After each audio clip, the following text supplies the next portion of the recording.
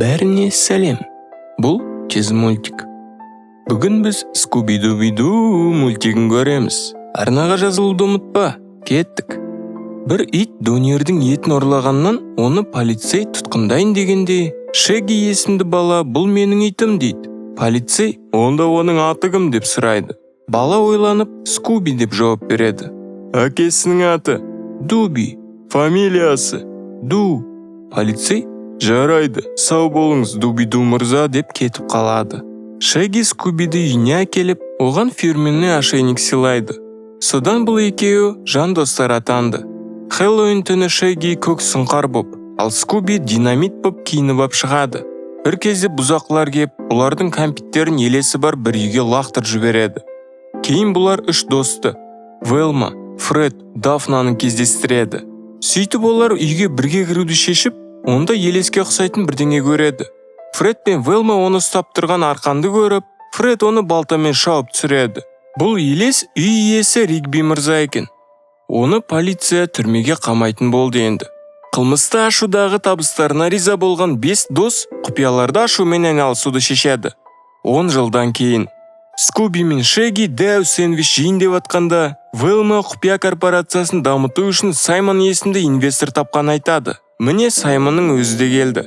Саймон Велманың ақылына, Дафнаның әдемілігі мен Фредтің көшбасшылығына тәнті болды. Алайда ол Шеги мен Скубиге бола инвестиция жасай алмайтын хабарлайды. Көңілдері түскен Скуби мен Шеги бандысын тастап боулингке аттанады. Көп ұзамай бұл жерде оларға роботтар шабуылдайды. Кейін екеуі қашып, бір ғарыш кемесі оларды сорып алады. Басқа жақта Фред, Велма және Дафна радиодан боулингте болған жағдайды естіп, сояққа жол тартады. Скуби мен Шеги көк сұңқардың кемесінде тап болды. Оларды кеменің пилоты Диди қарсы алып, көк сұңқар мен оның еті динамитке алып барады. Бірақ бұл көк сұңқардың өзі емес, ұлы Брайан екен. Өзі пенсияға шығып кеткен. Диди Шеги мен Скубиге роботтарды зұлым Дик жібергенін хабарлайды. Ол Цербер деген үш басты иттің бас сүйектерін іздеп жүр екен. Бірақ бұлар оны не үшін іздеп жүргенін білмейді. Бір кезде Дик кемеге шабуылдайды. Бірақ Диди бар күшін салып, бұлар қашып құтылады. Сосын Брайан Скуби мен Шегиге Дикті тоқтату үшін осында қалуды ұсынады. Топ боулингке жеткенде Аяла есімді қыз бұларға бұзылып қалған роботты береді. Велма роботтан Диктің бір мұртын табады. Сондай-ақ Велма хакер сияқты компьютерді шұқылап, Диктің иттер базасын қарағанын көреді.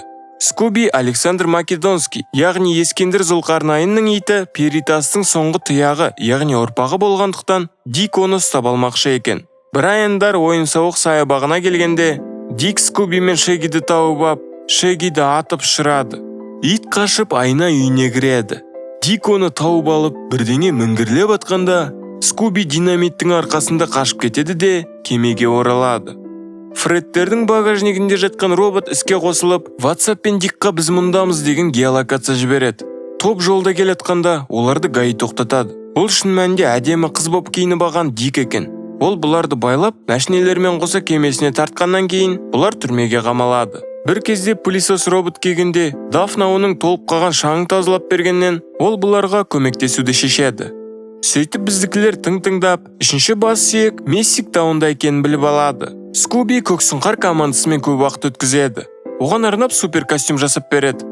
Сол кезде Велма хакер динамитті взламать етіп, Дидиге үшінші бас сүйектің Мессик тауында екенін хабарлайды. Сосын Дик келіп олардың байланысын үзіп, өзінің өткенін айтуда. Матли екеуі жерасты әлемінен қазына ұрлау үшін портал ашты. Матли сонда кірді, бірақ шыға алмады. Дик оны шығарып алғысы келеді. Ол Велма мен Дафнаны түрмеге жіберіп, Фредті алып қалады. Батырлар Мессик тауына келеді, бірақ ол жерде қар жоқ. Шеги Скубиға наразылығын білдіреді. Олардың алдынан жабайы капитан шығады. Үшінші бас сүйек Сода. Оны алу үшін бұлар жабайы капитанмен шайқасқа түсу керек. Бір кезде Фред кейпіне енген Дик Скуби мен бас сүйекті алып кетеді. Шеги Скубидің тұтқынға түскеніне өзін кінәлі сезінеді. Ол жалынды сөз сөйлеп, бәрін рухтандырады.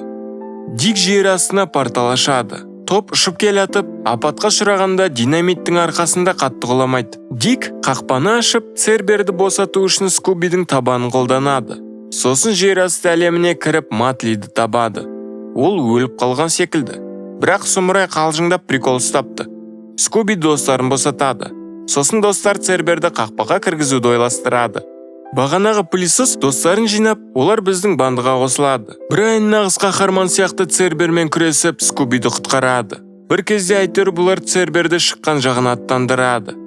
Тек Перитастың ұрпағы Скуби мен оның досы Шегги ғана порталды жаба алады. Бірақ екеуінің біреуісі жер асты әлемінде қалып, оны жабу керек. Скуби мен Шегги бір-біріне кедергі келтіріп жол бермеуге тырысады. Ақырында Шегги жер асты әлеміне кетеді.